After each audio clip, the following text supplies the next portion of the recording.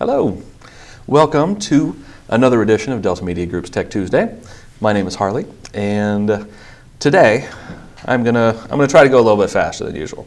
I've got a lot of stuff I want to cover, and I try to keep these videos down to a limited amount of time, just so that you're not watching everyone for half an hour. The other nice thing is, because they're videos, if I go too fast, you can always back it up.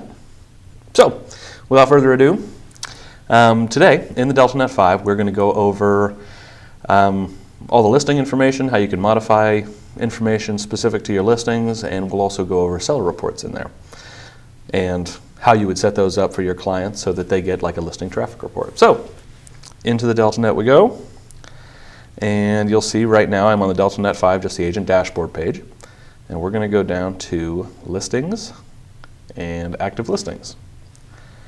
Now for our sample, we're going to look at Demo 3 Listing 1, the aptly named. And in this particular listing,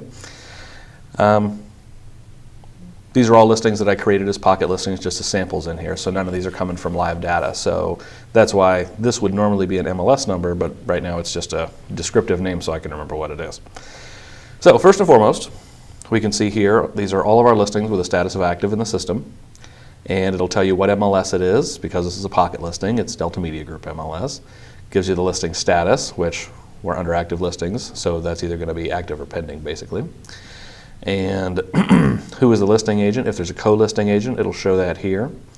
The address, city, and price. Now, on this screen, as it expands or contracts, these columns will drop off of this page. So that's part of the ability for this page to be responsive. But to see any fields that have been dropped off, so for example, if you had this full screen on a much bigger monitor, then you would probably see more columns here. And if you had it on your phone, maybe you would only see the first couple of columns, depending on the size of your phone screen. But to see any that aren't showing up, we'll click this plus sign over here on the left, and here's the rest of the columns that essentially would show up here that are hidden because of our browser window size. So first we have View Stats. Now if we click here, depending on how old your listing is, it can take a while for this to come up, and that's what it tells you. But because this is a fairly new listing, because I just created it as a pocket listing and doesn't have a lot of traffic, it shows up here pretty quick. And as you can see, this is just a basic traffic report for each week the listing has been active, and I've been to it a bunch of times today. So, and there you are. You click on it and it gives you the actual time that the listing was viewed. So it can be kind of a handy feature. All right, we'll go back into our active listings page, open this back up. And it also gives us how old the listing is. So this one was added 13 days ago. It was last updated at the same time. I only put one photo in for it because, well, we could add 20 photos. I just didn't have 20 photos. If there's an open house attached to this listing, it'll show you here. And this is just a shortcut into the e-card system so that you can send an e-card for this listing. So if I click here, you'll see that it opens up the e-card interface, and if I pick one of these, it automatically grabs that listing information by default. And because this is an open house, I could fill that information out in preview and continue on from here to send out the e-card. We actually have another video that goes over e-cards. So back out of that, back into listings. So now as we go down the line, now we can also generate a Craigslist ad. So what this does is this is a Craigslist posting tool that basically builds you a template to help post your listings on Craigslist. So I won't go over this tool now, but in a future video, maybe next week, we'll actually go over this tool so you can see exactly how it works. But that is how you get to it. And then we keep going down. We can create a print flyer. So if I click here, these are our print flyer templates. So we would just pick one of these. You can see it loads up a preview down here. I'll click print flyer, and it wants to print on 2 pages. There we go. In portrait mode, it will print on 1 page. It's a little more like a flyer now. But this would print out all this information, and then it's automatically filled in with your listings information, just all the fields that pertain to that listing. And I don't have a lot entered for these because, like I said, they're just demo listings. We'll cancel out of that. Keep going down the line here. So next, we have seller reports. So in order to set one, we're going to click on None Set, because there's none set, and that takes us into the wizard for creating a seller report. So from here, we just follow the steps. So to set up a seller report, we'll say set up a report to your seller, enter the seller's information in here.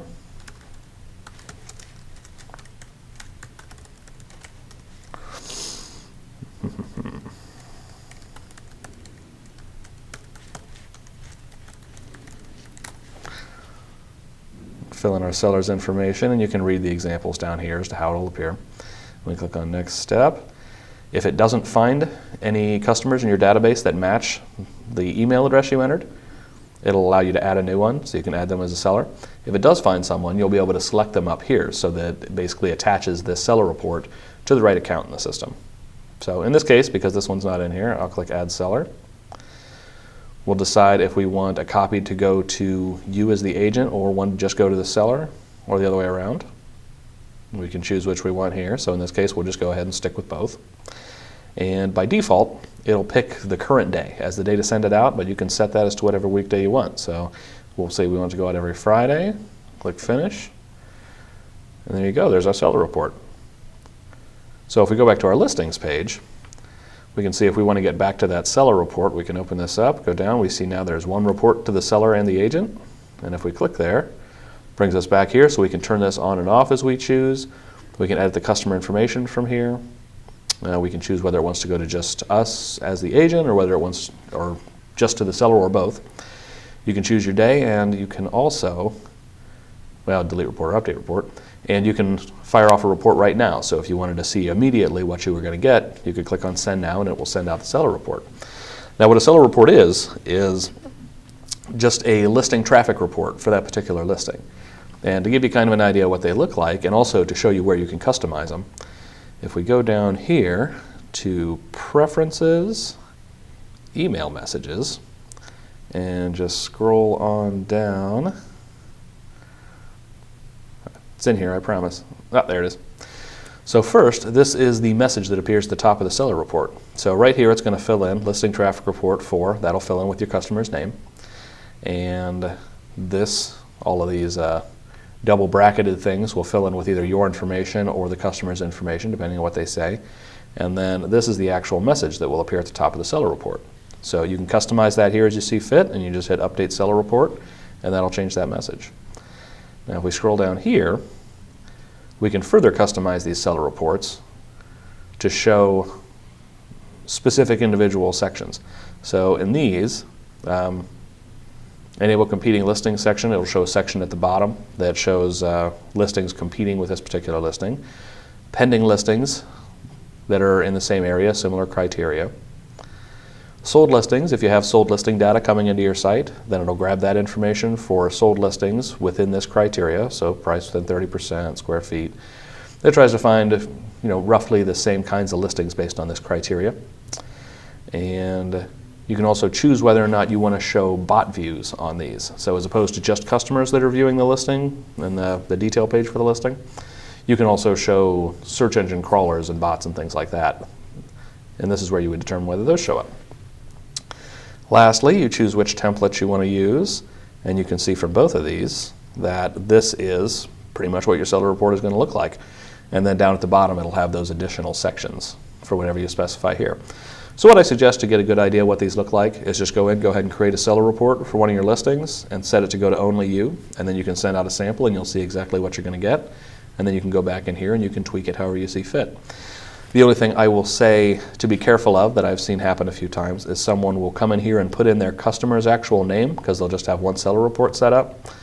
But if you set that up in the future, then it'll still have the old customer's name that you entered here on the seller report that goes out to a different seller. So it's a good idea to leave this portion of this alone as the customer's name so that it automatically updates with the name of the seller. All right, so moving on back into listings. Active listings.